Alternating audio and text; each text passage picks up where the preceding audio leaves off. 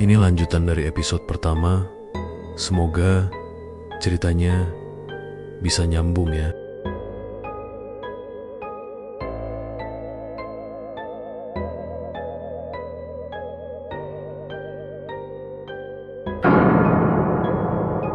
Dio akhirnya memutuskan datang langsung ke terowongan itu.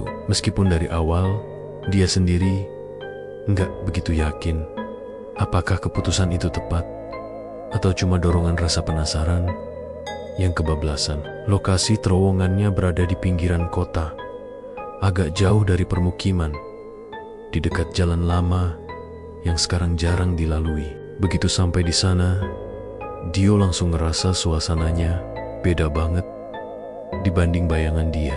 Tempat itu terasa lebih sepi, lebih dingin, dan punya semacam aura yang bikin bulu kuduk berdiri. Bahkan sebelum dia berjalan mendekat, pagar besi besar yang seharusnya menutup mulut terowongan terlihat sudah bengkok di beberapa bagian, seperti pernah ditarik paksa oleh sesuatu yang sangat kuat. Dio sempat mikir kalau itu mungkin ulah anak-anak yang iseng, tapi setelah dilihat lagi dari dekat, besinya bengkok dengan cara yang gak wajar.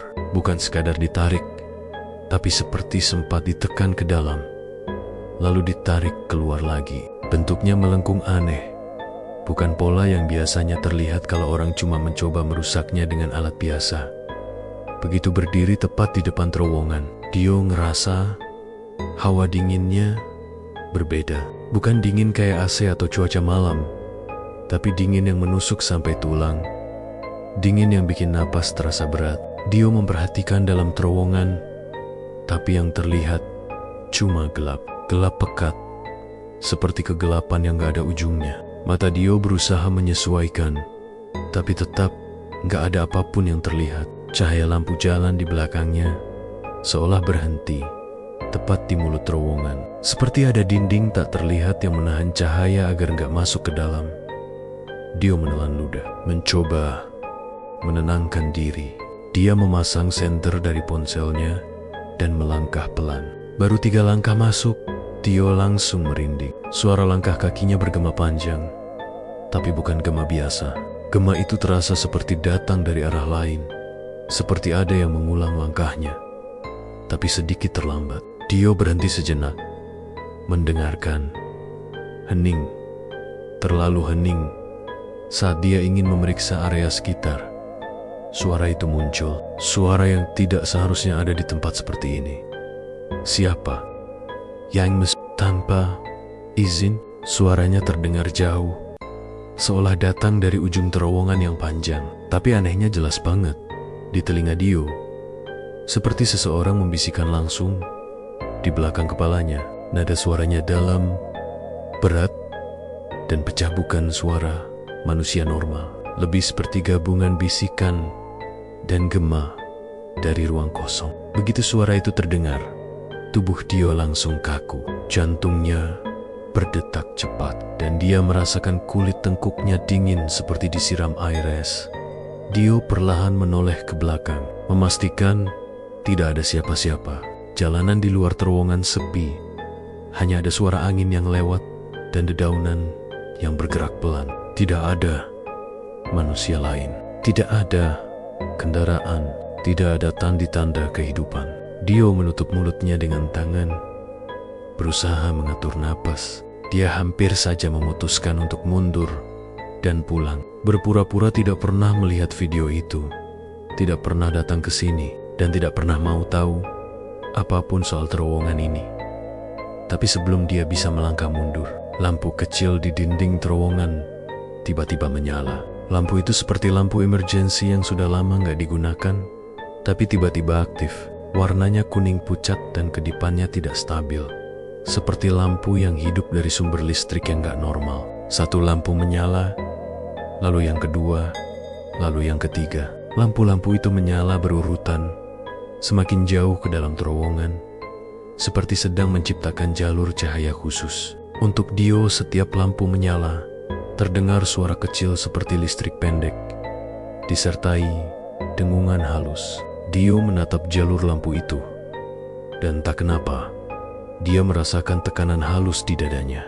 Perasaan yang memaksa dia maju, seperti ada sesuatu yang memanggilnya, sesuatu yang ingin dia lihat, atau sesuatu yang menunggu dia. Sementara bagian otaknya yang masih waras berteriak minta dia putar balik dan lari. Bagian lain dari dirinya, bagian yang penasaran, justru mengambil alih.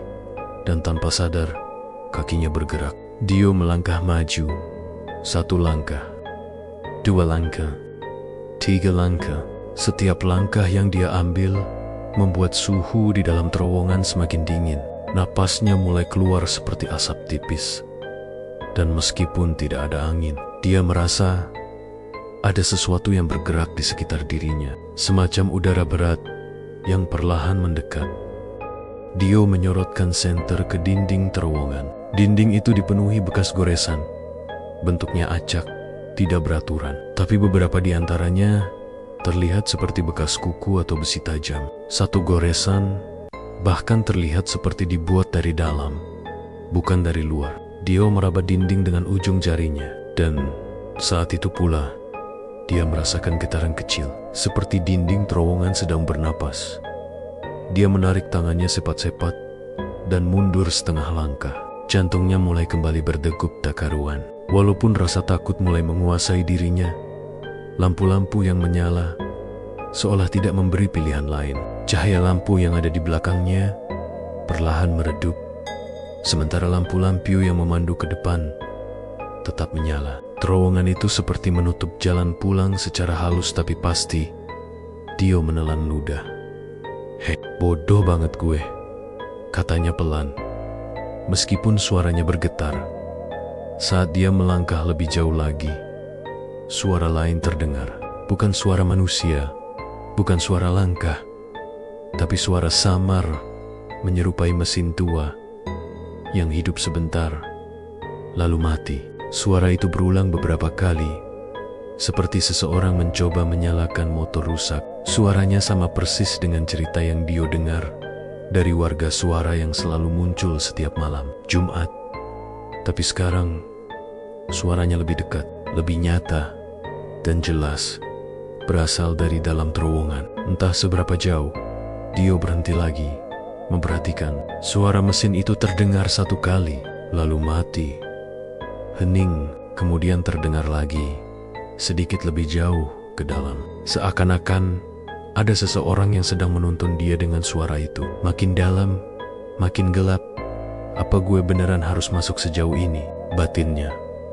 Tapi Dio terus berjalan. Langkahnya berat, tapi tubuhnya seperti bergerak sendiri. Lampu-lampu itu terus menyala, memandunya lebih dalam, memberi jalur yang terlalu jelas untuk diabaikan.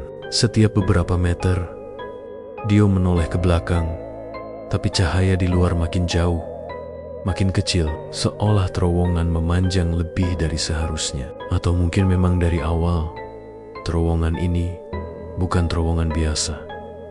Dalam hati kecilnya, Dio mulai merasa bahwa seseorang atau sesuatu sedang mengawasinya. Suasana terowongan terlalu sunyi, sampai-sampai suara napasnya sendiri terdengar aneh. Senter di ponselnya sedikit berkedip, listriknya terasa terganggu. Dio mendekatkan ponsel itu ke tubuhnya, berharap cahaya tetap hidup. Tanpa cahaya itu, dia tidak ingin membayangkan apa yang akan terjadi. Namun, tak peduli seberapa takutnya, kakinya terus melangkah maju, makin dalam, makin jauh, makin dingin, dan di ujung terowongan yang tak terlihat itu, suara mesin itu terdengar lagi, kali ini lebih jelas dan lebih panjang, seolah-olah seseorang sedang menunggu dia untuk datang lebih dekat. Dio mulai sadar satu hal.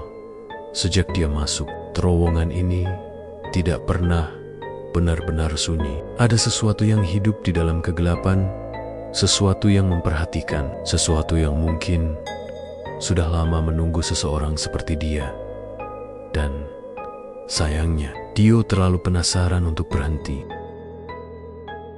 Maaf kalau masih banyak yang salah, baru belajar. Terima kasih.